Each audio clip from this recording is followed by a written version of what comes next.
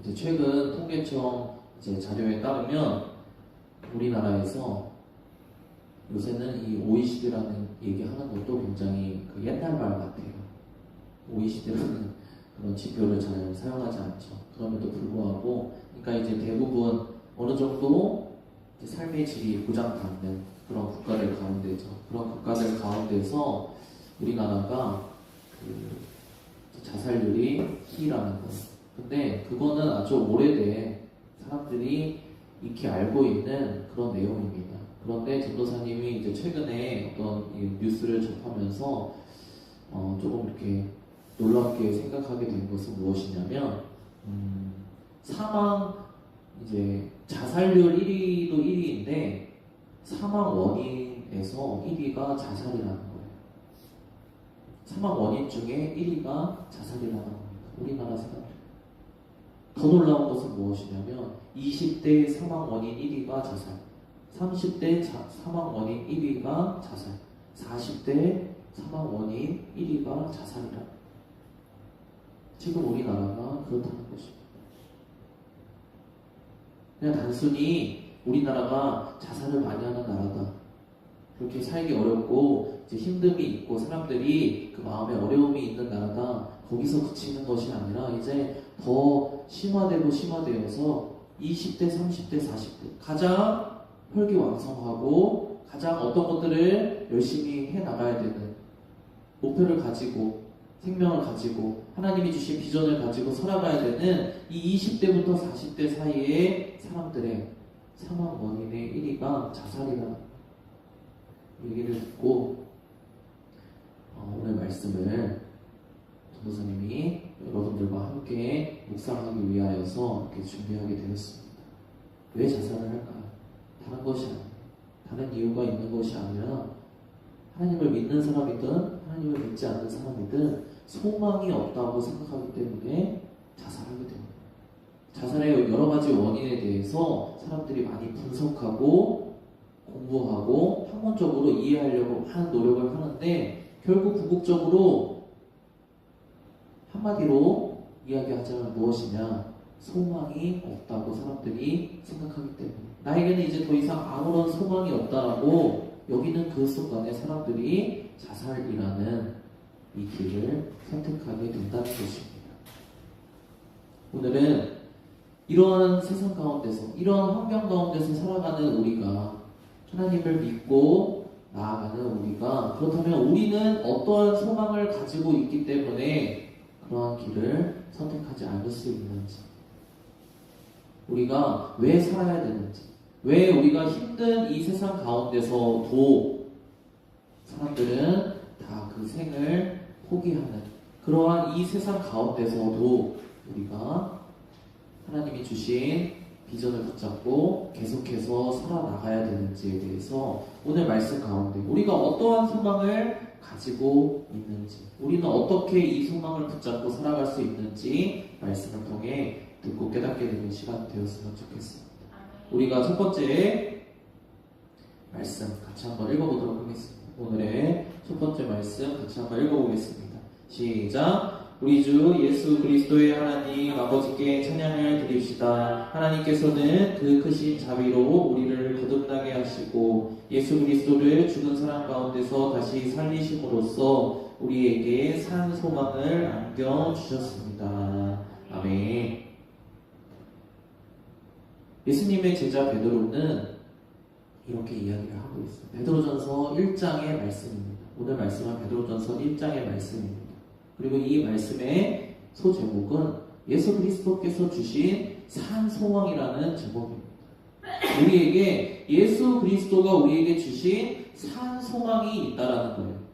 베드로도 이렇게 이야기를 하고 있습니다. 우리에게 산 소망을 안겨주셨습니다. 누가요? 예수 그리스도께서. 우리는 어떠한 존재들입니까? 우리가 교회 왜 나옵니까? 예수 그리스도를 믿고 예수님을 우리의 구주와 임금으로 모셔드리고 살아간다는 사람들이에요. 그렇다면 예수님께서 우리에게 무엇을 주신 분이신지를 알아야 될 거 아니에요. 우리가 무엇을 믿는 거예요? 우리는 다른 것을 믿는 것이 아니라 예수 그리스도가 우리에게 살아있는 산 소망을 주신 분이십니다. 우리는 이제 예수님이 다시 오실 그날까지 예수님이 주신 이 산 소망을 붙잡고 살아가는 사람입니다 라는 것을 믿는 사람들이라는 거예요. 베드로는 분명히 이야기를 하고 있습니다.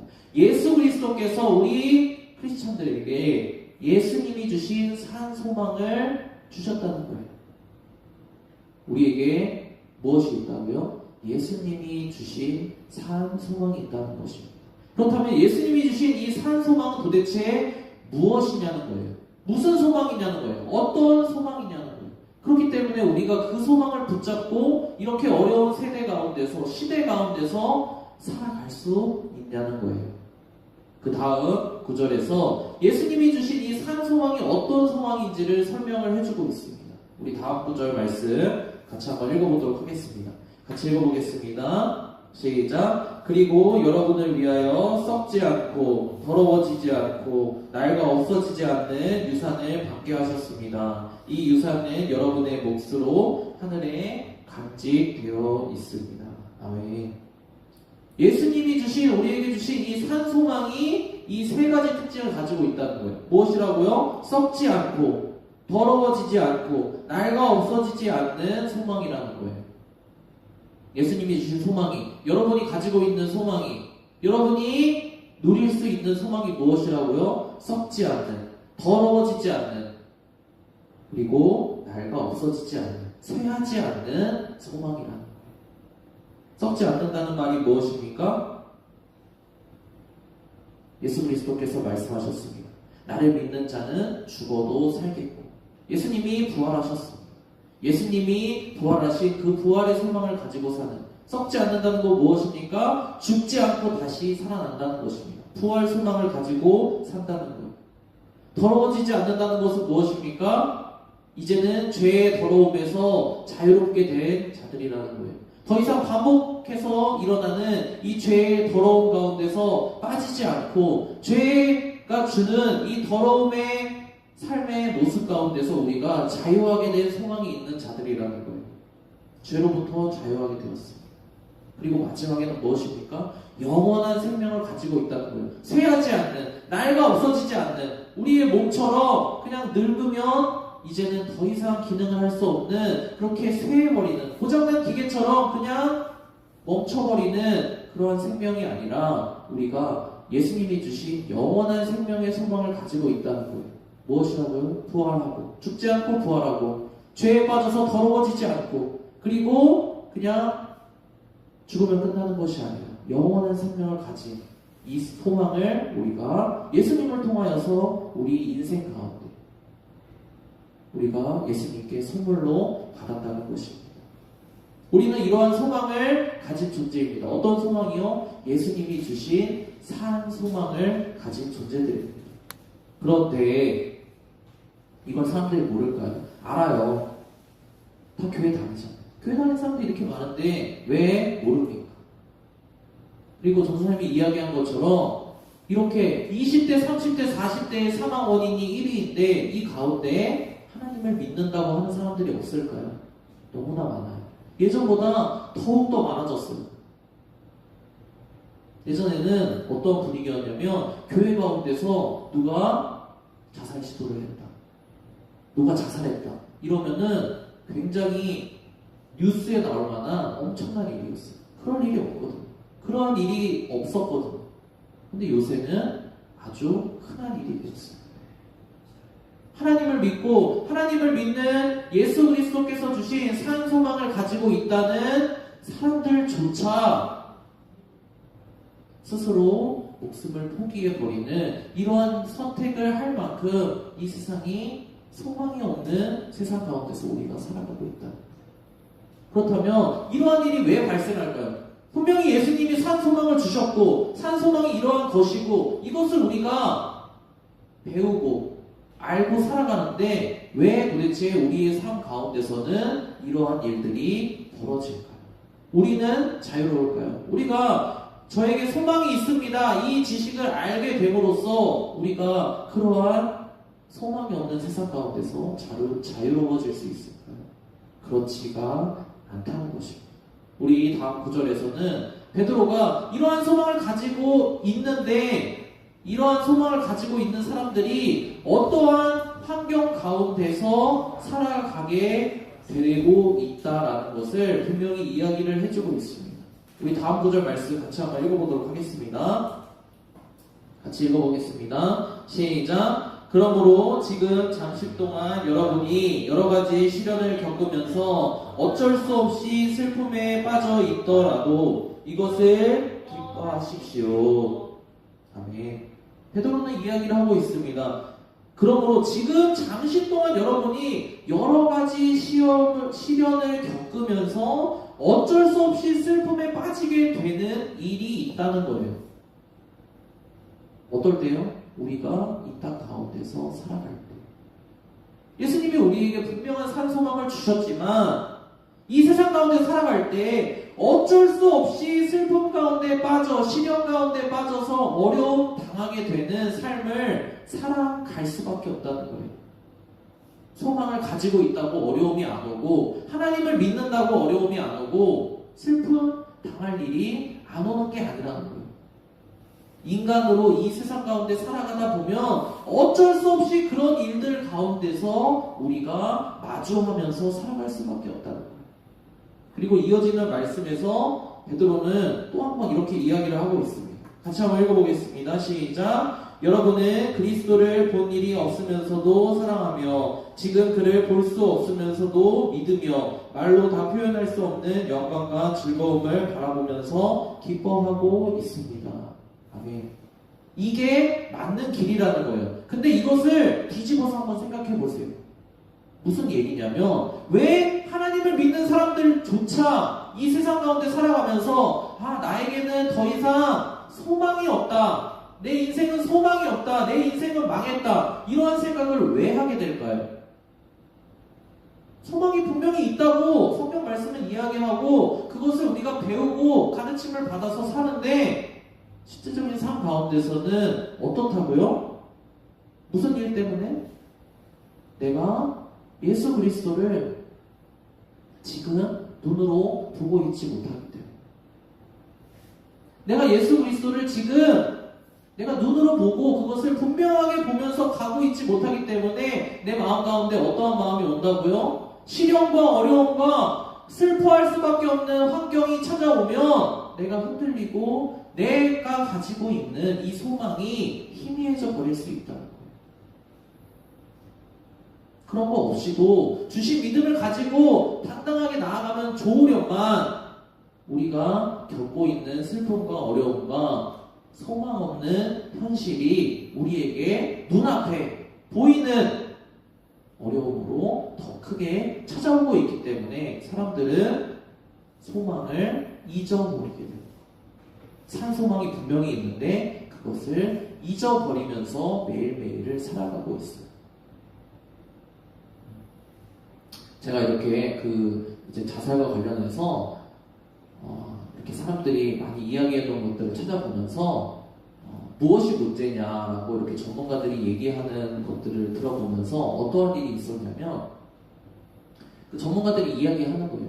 사람들이 가장 많이 하는 말이 무엇이냐. 우리 한국 사람들이 그러한 어려운 그런 이제 심리 상태 가운데, 환경 가운데, 상황 가운데 살아가고 있는데 20대, 30대, 40대의 사망 원인 1위일 만큼 이렇게 어려운 가운데 모든 사람들 대한민국 국민 중에 절반이 우울감을 겪은 경험이 있다라고 이야기하는 이 통계 가운데서 살아가고 있는 우리들이 살면서 가장 많이 하는 실제적인 상황 가운데서 가장 많이 하는 말이 무엇이냐. 다른 사람들을 향하여서 괜찮다라는 말이라는 거예요.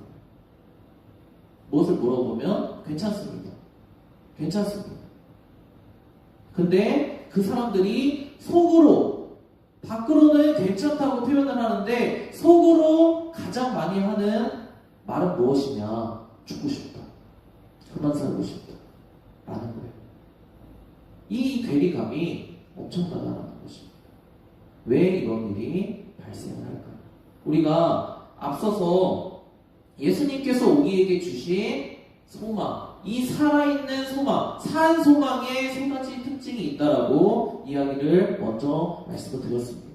우리 같이 다시 한번 읽어보겠습니다. 썩지 않고 더러워지지 않고 나이가 없어지지 않는 소망입니다. 예수님이 우리에게 주신 소망은 무엇이냐면 썩지 않는 소망.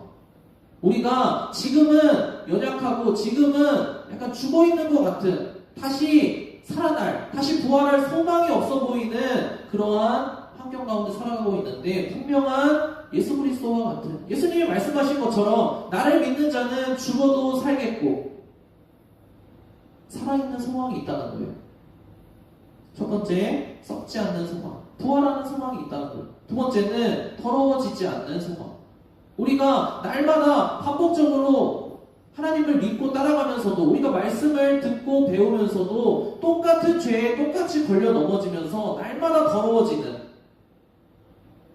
내가 연약한 가운데서 내가 날마다 실패해서 넘어지는 그러한 죄 가운데서 해방되었다는 거예요. 이제는 더러워지지 않는 소망이 있다. 그 죄의 문제 가운데서 해방되었다는 거예요. 세 번째는 뭐예요? 나이가 없어지지 않는 거예요. 우리가 사람들이 언제 가장 많이 자살로 접어드냐?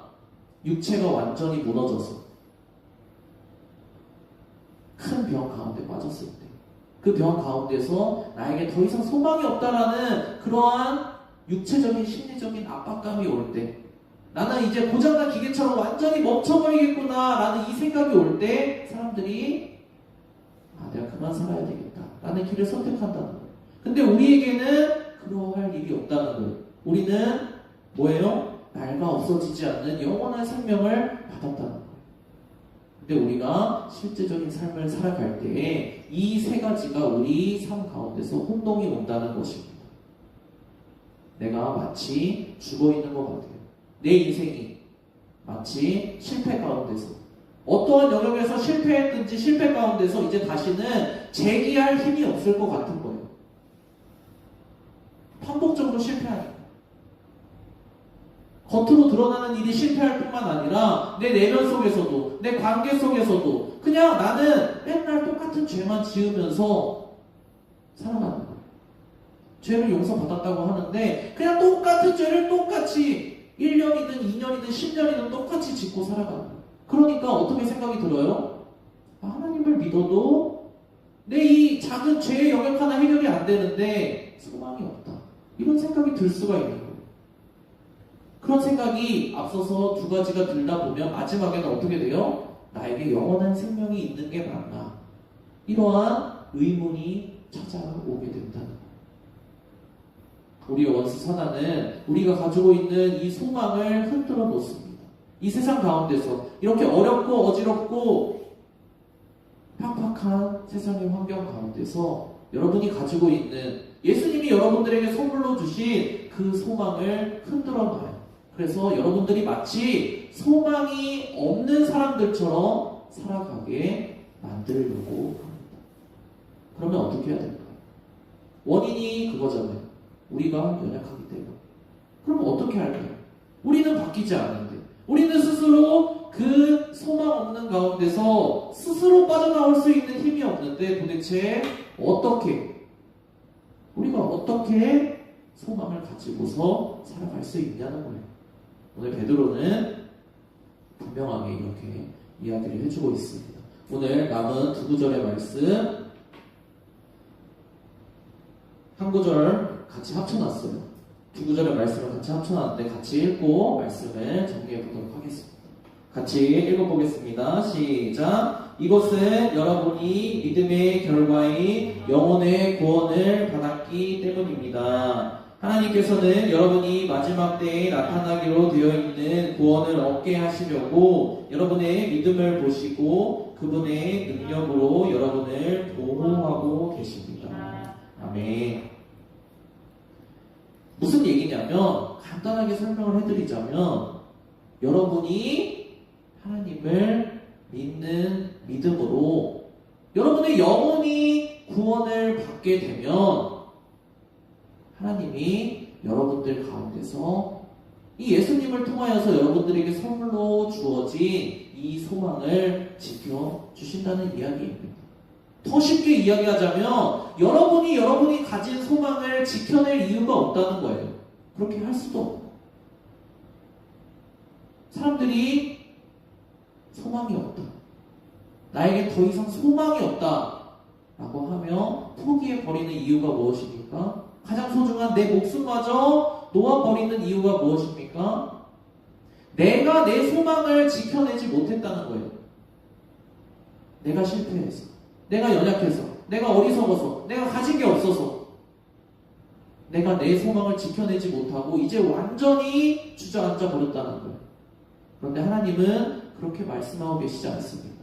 소망을 너희에게 준 것도 나 하나님이고, 너희 안에 있는 소망을, 너희의 믿음을 보고 내가 하나님을 믿고 하나님을 붙잡고 살아가겠습니다 하는 이 믿음을 보고 예수 그리스도를 내 인생의 구세주로, 왕으로 받아들이겠습니다. 그리고 그 소망으로 살겠습니다 하는 이 믿음의 고백을 가진 사람을 하나님께서는 소망을 주시고 그 소망도 하나님이 하나님의 능력으로 지켜주시겠다는 거예요. 여러분 인생의 소망을 여러분이 지켜내는 것이 아니에요. 여러분이 지켜내려고 하면 답이 없습니다. 이 세상의 모든 다른 사람들처럼 지금 여러분과 동시대에 살아가고 있는, 여러분 지금 이제 20대를 눈앞에 두고 있잖아요. 이미 20대인 사람도 있고 30대인 사람도 있고 40대인 사람도 있고, 여러분 주변에서 많은 사람들이 죽는 이후에 1위가 자살이에요. 소망이 없다는 거예요. 더 이상. 그런데 그 가운데서 여러분이 그들처럼 여러분들의 소망을 스스로 지켜내서 여러분들의 인생을 스스로 지켜내야 되는 사람이 아니라 하나님을 믿는 믿음으로 여러분이 하나님을 붙잡고 가면 하나님이 여러분들의 그 믿음을 보시고 하나님이 여러분들에게 선물로 주신 그 소망을 하나님이 지켜주시겠다고 지금 약속하고 계신 거예요. 베드로는 이렇게 이야기를 하고 있습니다. 하나님이 그분의 능력으로 여러분의 소망을 보호하고 계십니다. 언제까지? 이 소망을 완전히 여러분들이 받게 될 때까지, 예수님 오실 때까지, 하나님의 나라가 오실 때까지 하나님이 그렇게 하시겠다. 오늘 말씀 가운데서 오늘 말씀 제목으로 우리가 가진 소망이 무엇인지에 대해서 같이 나눴습니다. 우리가 가진 소망은 예수 그리스도께서 우리에게 주신 산 소망이라고 했습니다. 썩지 않고 더러워지지 않고 이제는 쇠하지 않는, 나이가 없어지지 않는 소망입니다. 여러분들이 지난주 한 주간 살아갈 때, 아니면 최근 살아갈 때, 아니면 앞으로 이번 주 한 주간 살아갈 때 여러분들 삶 가운데서 겉으로는 다른 사람들에게는, 친구들에게는, 가족들에게는 걱정할까봐 괜찮습니다 라고 이야기를 하지만 여러분들 속에서는 그렇지 않을 수가 있어요. 여러분들의 영혼은 그렇지가 않을 수가 있어요. 아, 정말 죽겠다. 할 수만 있으면 그냥 그만 살았으면 좋겠다. 이런 생각이 들 수가 있다. 이게 모든 사람들이 살아가고 있는 그 삶의 상태와 방식이라면 우리는 하나님을 통하여서, 하나님을 붙잡고 나아가는 삶의 방식을 통하여서 우리가 이러한 소망 없는 삶 가운데서 해방이 될 수가 있다는 것. 한 가지 방법이 무엇입니까? 여러분들의 소망을 지켜주는 사람이 누구라고 했습니까? 바로 하나님이십니다. 내 소망을 지켜주는 사람이 하나님이라면, 내 소망을 지켜줄 수 있는 사람이 하나님이라면 여러분들은 어떠한 길을 선택해야 될까요? 여러분들이 한 주간 살아갈 때 어떠한 길을 선택해야 될까요? 내가 소망을 지켜낼 수 있는 온전한 사람이 되는 그러한 열심히 살아가는 길을 선택해야 될까요? 아니면 실패하고 실수하고 넘어질 수도 있지만 그때마다 내 소망을 지켜줄 하나님이 어디 계실지, 내 소망을 지켜주시는 하나님이 뭐라고 말씀하실지 그것을 들으러 나아가야 될까요? 여러분이 선택해야 되는 길은 한 가지입니다. 여러분이 인생 가운데서 소망이 없다라고 느껴지는 그 순간이 다른 사람들처럼 내가 우울하다, 약을 먹어야 되겠다, 우울하다, 내가 해결해 줄 수 있는 곳을 찾아가야 되겠다. 여기저기 헤매지 마시고 여러분들의 소망을 지켜줄 수 있는 하나님께로 나아오시기를 바랍니다. 그러면 하나님이 여러분의 소망을 여러분 대신해서 지켜주실 거예요. 그렇게 약속하고 계십니다. 오늘 들은 말씀을 가지고 한 5분 정도 같이 기도했으면 좋겠습니다. 무엇을 놓고 기도하냐? 하나님, 제가 한 주간 살아갈 때 또 소망이 없다고 느껴질 때, 또 내 인생에 소망이 없다고 느껴질 때, 또 반복적인 죄의 문제가 나를 붙잡을 때, 제가 나에게서 문제 해결을 찾으려고 하지 않고 하나님께로 나아올 수 있도록, 하나님을 찾고 나아올 수 있도록 도와주십시오. 저의 소망을 지켜주시고 보호해 주실 수 있는 분은 하나님뿐입니다. 이 시간 하나님께 여러분의 믿음을 고백하고 5분 정도 같이 기도하면서 말씀 마치도록 하겠습니다. 같이 기도하겠습니다.